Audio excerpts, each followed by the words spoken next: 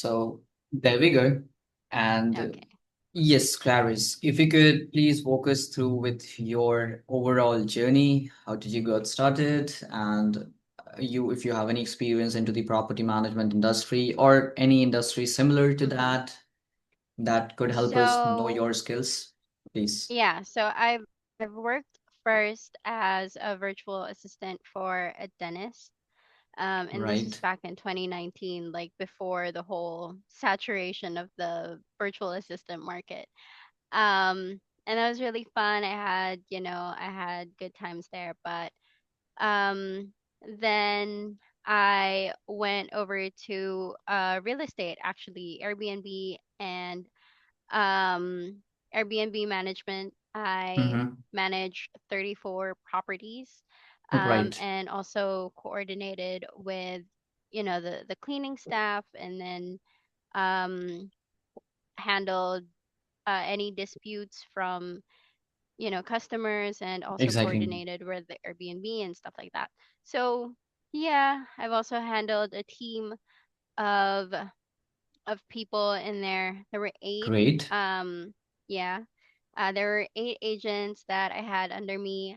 Um, and it was all good. I managed the automations for the messages, Mm-hmm. also the scripting, and basically the whole SOP because it was a startup business. Okay. Okay. So where was the client based from? Oh, Georgia, Atlanta. Georgia, Atlanta. Yeah. All right. And what were those eight people doing, like to whom you were managing? What were their job roles that you used to, supervise? Yeah, so they were it started out as just me answering The the guest messages. communications. Yeah. Yep.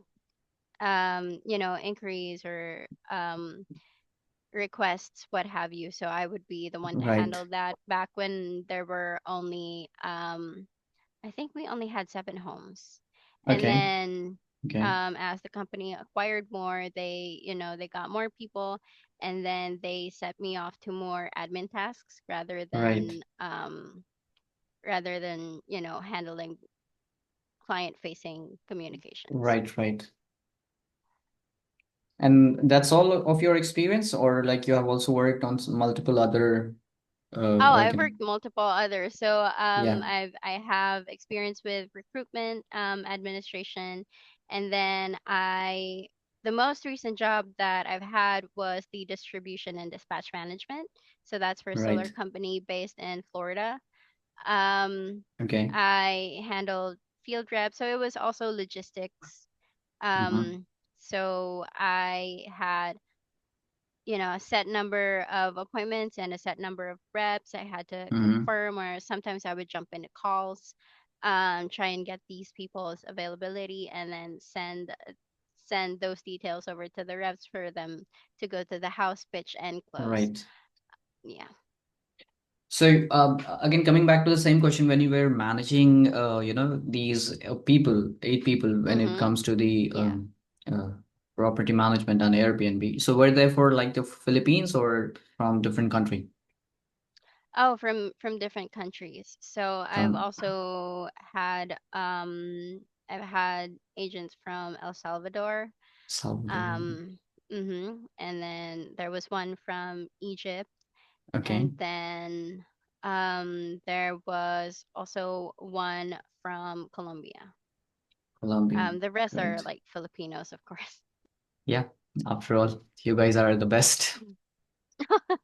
Well, I'll take that, but there's always room for improvement no matter where you stand. Exactly. And coming back, I also saw like you have worked for a couple of property management businesses and then software Mhm. companies. So, I mean, you have got, so let me guess. So, you have been working like since what age? Oh, I've been working since before I turned 18. Yeah, I mean, because I started working since 17 when I was like, my very first Yeah. job was working as a VA for one of my clients in the Florida, Mhm. where the company was managing the short-term rentals. Along with that, and my clients were like property managers. So I was Uh-huh. managing almost like 70 different properties where when I actually got the job, I was told that I'll just be managing the Airbnbs, which was like just 10 properties. And I was like, wow, that's a very Oh, easy job. And I'll be like, yeah. fine, you know. But the moment I jump in, I get to know this. And Yeah. obviously, I needed the job, so I couldn't say no to Mhm. that. And I have taken up that role and responsibility. And it was, I mean, from a learning point of view, I do not had to work on some other client to learn the property management, and then for some other client, the Airbnb stuff. I was lucky enough. So I was among one of the agent for the first year. I kind of, cursed myself that why me, because I used to see my other, colleagues working fine Mhm. and having plenty of time to watch Netflix and, do other things in their job Yeah. while their job. And I never had the time to do anything extra beyond doing my own stuff, because my client had this kind of a business where he used to reply within a minute, and this is what he used to expect. So I was always used to be on the system, Mhm. and Yeah. then from preparing leases, home, then evictions, and then listing the property for the long-term rentals I'm talking about. Yeah. So it was crazy, but from the learning point of view, after a year, I was the most skilled VA among all of the VAs in the floor, right? So Mhm. thank you Yes. for that gesture of yours again. And it has been the case in terms of learning perspective. So I would want to know, like, do you have any idea in terms of long rental agreements, like preparing leases and then, listing Oh the prop, yeah. right? But I didn't list that as a VA experience because that's more like family property kind of thing. Okay. Okay. Yeah. So we do that here in the Philippines. Perfect. Um, but also some of my family, but they're in San Francisco. So some of them, Right. they have at least one house that's like for long term rent. So, Hmm. I'm more than willing to learn about that. Awesome. Awesome. And are you familiarized with any of the property management tools by any chance, or any kind of CRM tools that you are, hands-on experience with? You can let me know. So I've handled Podio. I've also handled like client specific CRMs. Hmm. Um, so of course we have Airbnb, VRBO, Hmm. um, Yeah. and then yeah, Go High Level and Yeah, the Monday new dot com. one. Yeah. Mm-hmm. The Go High Level is something, I mean, I'm not very familiarized with, but obviously it's the most trusted one, I think, right now in the market, that Yeah. everybody is preferring, Mm-hmm. for as a VA point of view, for you to be good at Pro Go High Level. I think it's easy. There's a lot of support, and it's kind of having a good market right now. Yeah, there is. And there's also a course on it online. I taken Right. it just because it broadens, the Wow. possibility of, So we have a course for that as well. I didn't know about it. If it is, then I yeah. might go through that with that course Mhm. myself. Not from a point of view that I'll be working on it, but obviously from a client perspective, like, from for the if Yeah, I get a of client who course. uses that, I'll have a plenty of content to talk about. Mhm. Yes. So perfect.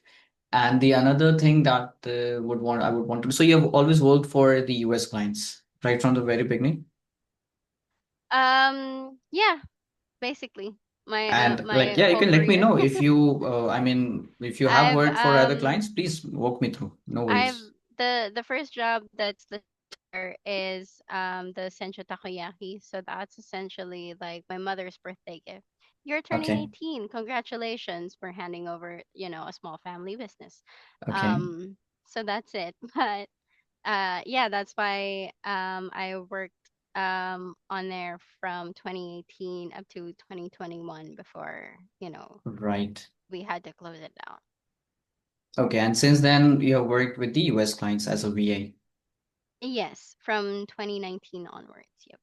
And if I had to ask, like, which was one of your favorite client, or which was one of the most rewarding one with the pays and the incentives, or like, if you have to say. Um, I think the most rewarding one in terms of pay was my last job. Right. But the hours were so grueling. So I was getting paid $7 an hour, but then again I was working 90 hours a week. Um, yeah, it gets like Seriously? that. Yeah. Wow, I have the that pay stubs to prove it. But yeah, it's yeah, like I 85 cannot to 90 imagine. hours. That's yeah. So basically, I had to leave because it was taking a toll on my, on my personal life. Like the hours were so grueling. I did not have anything else to do other than, sit in front of my computer and work and sleep afterwards, Yeah, I mean, which what isn't else healthy. can you expect for your body and brain to do after like 90 hours of Yeah. work week? My It goodness. was grueling. It was great for, at the beginning because I was You were learning. making I good was money. Obviously, let's Yeah. stay with the like if I talk about the facts because I have one of my friend Yeah. as working as a VA for one of our clients. I mean, we actually started a career together, and Mhm. I ended up owning an agency, and then she is still working over there because the reason I asked it is because generally, if you're working as an employee or in some other industry, things are very different. But when you work as a VA, it's about that personal bond that you create because you're directly closely working with the client. Unless you're working for Yeah. some very big organization where they have hired VAs in a bulk, that's a different Yeah. perspective. But if you have worked for like small business owners from any industry, you builds up that personal connection with the client itself. And I Definitely. think that from that perspective is what I've asked you, like which client you have worked enjoying the most, because I had a very good relation with my clients. Okay. Mhm. And when I left the company for the client that I was working for, for me to get started with my own agency and everything, they were not ready to let me go for any chance. Yeah. So I made sure, because obviously I also took that as some where I felt like, because during COVID, that was the thing that gave me the stability, Yeah. where most of our clients left, where we did not expected them to leave, but these people stayed with us. Mhm. Okay, probably could be because of my work, performance and everything, or like whatever the reason could be. So Of the long term course. relationship I never wanted, because I am leaving, I did never wanted that client to leave. So I actually bought one of my colleague in some other organization, and she was looking for a job, so I trained her personally and then got her onboarded before I leave. So I made sure that I'm not hampering the business, my clients, or the organization that I was working for. And she is still working and having that client. It's been almost 2 years me leaving that organization. I worked Oh. personally for like two years for the client, and then she's working 2 years from Mhm. now. Like, and we still have that client. I mean, they still talk about me, or where's Shiva and this that. Yeah. So with the VA industry, this thing is a good thing that I like about. But Yeah. obviously, this thing. So we as an agency, we don't really want to just be from a client perspective. We are a very employee centric or a VA centric Mhm. organization, or at least we are trying to make one, because Mhm. we personally have been a VA, so we understand the pain of a VA. Yeah. And we always get left out because we are the backbone of the businesses, but we never gets recognized in the way that we are supposed to be. So along with, obviously, creating dedicated VAs and good VAs, we are also trying to cover up or trying to bring up an environment where the VAs feel valued across the globe, Yeah. right? So if I have to ask you one question, or like anything that you personally feel being a VA, these are the things that you felt, could have improved, Mhm. and you expect that if you ever work for some or the other organization for a VA agency, what are the things you would like, you would think, or let's say even if you somewhere in the future own an agency, these are the things you worked as a VA for the past 7 years. You would make sure that this never happens in your organization. What are the things you would be? I think um one of the things that I have stumbled upon, I think this is more recent Right. um because due to the saturation of the industry, I feel like some clients um who aren't necessarily holding VAs to that, level of respect. Some of them just behave like we're disposable. Um, Right. so we all show up to work knowing that it's going to be a no work, no pay, right?